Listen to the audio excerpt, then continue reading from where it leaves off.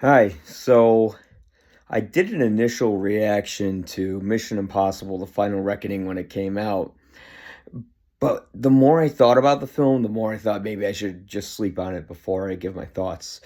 And I'm kind of glad I did that because when I first came out, I was like, "Oh, that was great! I loved it." But the more I thought about it, the more it's like it's not bad; it's just okay. And that's mostly because the plot doesn't really have a great antagonist.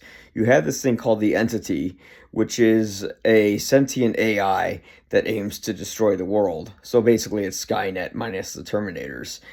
And there's also this one person who wants to control the entity so then he can basically have world domination, uh, or at least unlimited power.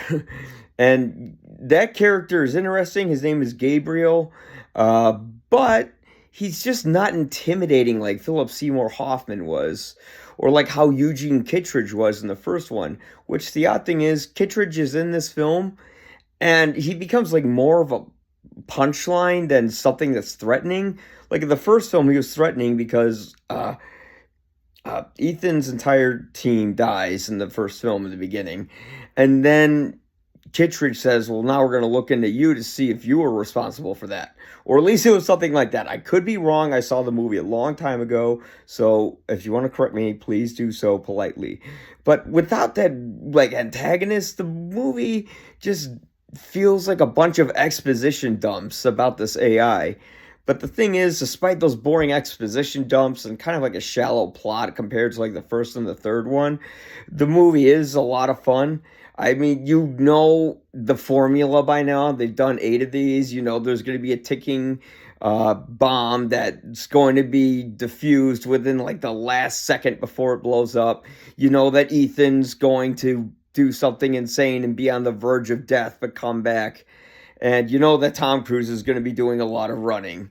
Um, and the thing is, the thing that makes these movies more special than I think the James Bond films, and they're both about like spies, so I kind of compare it that way, is that the Mission Impossible movies does have an actor who's putting his life on the line. Say like despite whatever controversy there is around Tom Cruise, the guy, one, he can act. See him in Interview with the Vampire, Born on the 4th of July, or Magnolia, for examples. He's not a character actor like Gary Oldman or Daniel Day-Lewis is, where they're unrecognizable. He's very recognizable in all his roles, but he kind of skewers his personality in a certain way to fit that role. There's just so much heart that goes into these films that even though I think the plot's predictable and kind of shallow, and I would like more time spent with the characters, it's a really entertaining time. But the more you think about it after you see it, you might not like it as much. Uh, Overall, though, I did have a fun time. In my review, I gave it 3 out of 4 Guinnesses.